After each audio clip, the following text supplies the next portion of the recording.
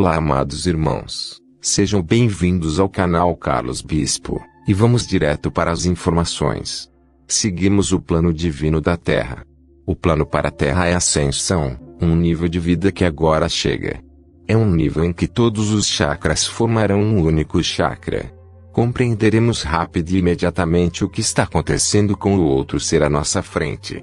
Saberemos em nossa consciência humana espiritual o que acontece em todos os momentos e em todos os lugares. Teremos informações de primeira, sempre em todos os momentos e em todos os lugares. Não haverá como esconder ou falsificar, isso porque o coração estará unificado. É a jornada que todos estamos fazendo. O gene divino está ativado na humanidade há muito tempo. É um gene átomo divino que contém toda a vida e toda a forma. Aconteça o que acontecer, nunca poderemos voltar atrás. Na consciência, todos nós temos sabedoria, e ela foi ativada por muitas vidas pelas forças negativas que manipularam a humanidade. Isso foi permitido para que todos possamos aprender e realizar o plano divino, o plano que pedimos à vida depois da vida. Agora chegou a hora de unificar, chegou a hora de entender que estamos todos aqui, que já somos perfeitos. Capazes de ver no outro tudo o que acontece nele, de sentir em nosso corpo. É uma empatia perfeita, o vínculo está se estreitando. Estamos todos mais perto de todos. A solução para todos os problemas que agora temos a nível político e social nunca esteve fora, nunca esteve no outro, esteve sempre no coração, com a atitude perfeita. É entender que tudo é criado por Deus, é entender que só o amor pode ajudar. Que só o amor pode estar aqui. Fonte: Isabel Garcia Garcia. Cook: a mídia fabrica realidade por especialistas, em seleção criteriosa.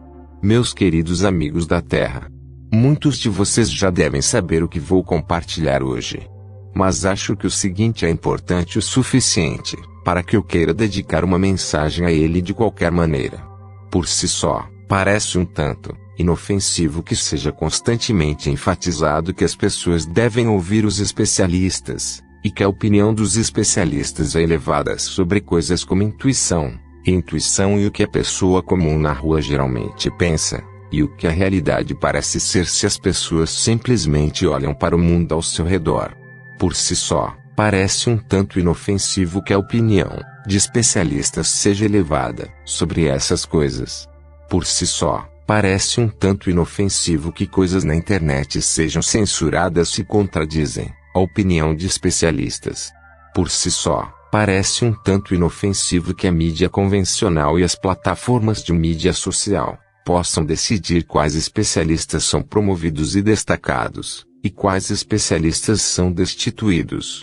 No entanto, se você juntar essas três coisas aparentemente inócuas, efetivamente terá dado à mídia herdada, e às plataformas de mídia social a capacidade de fabricar a realidade. Como assim? Bem, vejamos um exemplo.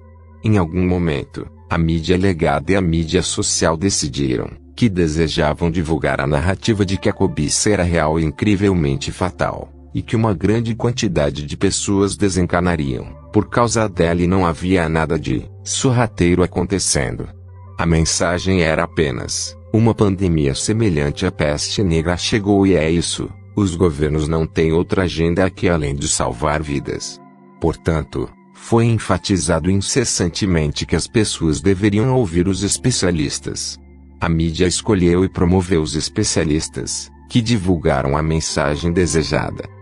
A mídia deplatificou verdadeiros especialistas e cientistas médicos que contradiziam a mensagem desejada. A mídia, assim, criou a ilusão de que 99,99% dos especialistas concordavam com a narrativa, quando na realidade essa porcentagem era substancialmente menor. Essa porcentagem teria sido ainda menor se os especialistas não tivessem sido ameaçados de perder o emprego ou o financiamento caso contradissessem a narrativa oficial. E, claro, se 99,99% dos especialistas concordam em algo, eles não concordam, então é justo censurar a desinformação, certo? Mas nunca foi o caso que 99,99% dos especialistas concordaram. Tenha em mente que só porque a mídia finge que praticamente todos os especialistas concordam em alguma coisa, não significa que seja realmente assim. Eles estão simplesmente mentindo. Eles fingem que há um consenso de especialistas, quando na realidade, isso não existe e, então, fabricam a percepção desse consenso, desplataformando e censurando seletivamente especialistas que vão contra a narrativa desejada. Este é um ponto crítico. Lembre-se sempre de que, quando a mídia insinua ou afirma que há algum consenso de especialistas aqui, quase nunca está realmente provando que esse suposto consenso existe. Claro, às vezes esse consenso realmente existe, mas às vezes não e eles estão apenas fabricando do nada. E então eles estão reforçando sua fabricação, por meio da desplataforma de especialistas que discordam deles. Esta é realmente uma ferramenta incrivelmente poderosa para fabricar a realidade. As massas pensam que a mídia é apenas uma parte transmitindo informações, quando na realidade a mídia pode facilmente fazer com que a maioria da população acredite que a realidade é o que quer que ela seja. Isso é semelhante a como as pessoas pensam que as pesquisas são uma forma de medir a opinião pública, quando na realidade as pesquisas costumam ser uma forma de fabricar a opinião pública. Afinal, você pode fazer com que as enquetes digam o que quiser, apenas mostrando às pessoas que concordam com a opinião desejada. Ou em inglês simples, se 5 pessoas concordam com você, e 5 pessoas discordam de você, e você faz uma enquete entre 4 pessoas que concordam, e uma pessoa que discorda de você, então a enquete dirá que 80% das pessoas concordam com você. Se a pessoa média acredita que a maioria das pessoas acredita em algo, então ela também acreditará. Se a pessoa média acredita que a maioria das pessoas favorece X em detrimento de Y, provavelmente essa pessoa também favorecerá X, mesmo que nunca tenha sido verdade que a maioria das pessoas favorece X. Portanto, a maioria das pessoas pode ser induzida a acreditar em X, porque acredita que a maioria das pessoas acreditam em X, quando na realidade nunca acreditaram. Mas então a pesquisa parece correta depois, porque a pesquisa disse que a maioria das pessoas prefere X e, de fato, a maioria das pessoas agora prefere X, mas a maioria das pessoas só prefere X porque a pesquisa inicialmente mentiu sobre a maioria das pessoas preferir X. Portanto, a pesquisa não mediu a realidade, a pesquisa inventou a realidade. Na verdade, a pesquisa fabricou a realidade tão bem que inventou que a maioria das pessoas prefere X e, devido ao poder da pesquisa, a maioria das pessoas agora prefere genuinamente X porque acham que a maioria prefere X, quando nunca o fizeram antes. A votação fabricou essa realidade.